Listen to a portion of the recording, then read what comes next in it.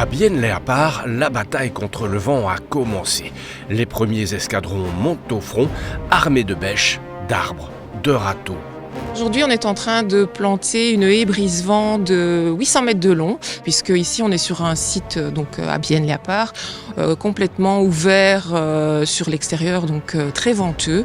L'idée, c'était de fermer le site au vent, donc recréer un peu un microclimat intérieur. Avec à la clé des économies d'énergie. Mais la haie a aussi une autre fonction. C'est vraiment ramener de la biodiversité au sein même du site, puisqu'elle va apporter le couvert et le gîte à la faune.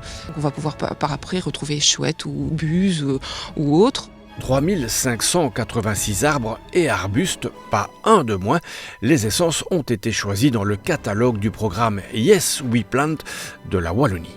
On va pouvoir du coup avoir un subside pour la plantation de cette haie. Mais il fallait aussi des bras. Et là, ce sont les élèves de 3 instituts médico-pédagogiques qui se sont mobilisés. Oui, nous travaillons avec 3 IMP provinciales, donc Marchiennes, Marcinelle et Glin. Donc c'est un beau travail pour eux, c'est quelque chose qu'ils n'auront plus jamais à faire parce qu'une si grande distance, même un indépendant, a ça très rarement, donc pour eux c'est très bien. Et ça rentre tout à fait dans le cadre de leurs compétences puisque ce sont des plantations à racines nues. Comme ça on peut en même temps leur montrer des essences différentes et leur faire une petite révision des cours de nomenclature. Ça va être leur futur métier, ça?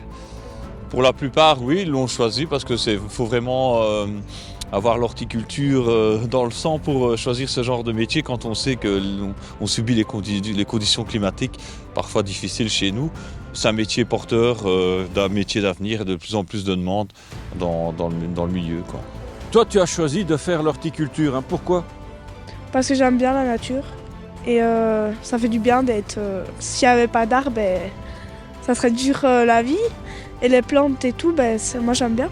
Ici, Chiara et ses camarades vont être servis. Ce document résume la stratégie. Elle prévoit non pas une, mais 3 lignes de plantation défensive. Et elles sont ponctuées donc d'arbustes plus bas. Il y a du houx aussi pour créer des zones un peu plus persistantes. Et vous avez des hautes tiges qui vont créer l'écran supérieur. Donc du noisetier va monter sur 4-5 mètres d'auteur. Et puis vous avez le chêne et le châtaignier qui eux vont être un étage au-dessus. Donc vraiment pour créer l'écran principal. Et ça va être utile. Et ça va certainement apporter quelque chose au climat, peut-être à une échelle minime.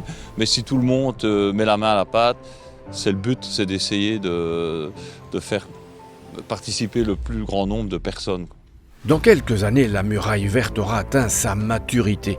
Le projet entrera alors dans une seconde phase plus paisible. L'idée, c'est de recréer une sorte de parc pour que chaque bénéficiaire puisse se promener en toute sécurité parce qu'actuellement, ils se baladent en tricycle sur le parking.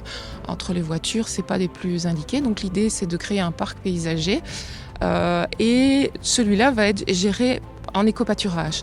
Donc vous allez avoir un grand parc clôturé avec les petits sentiers où les bénéficiaires vont pouvoir se balader à travers les animaux sur le site.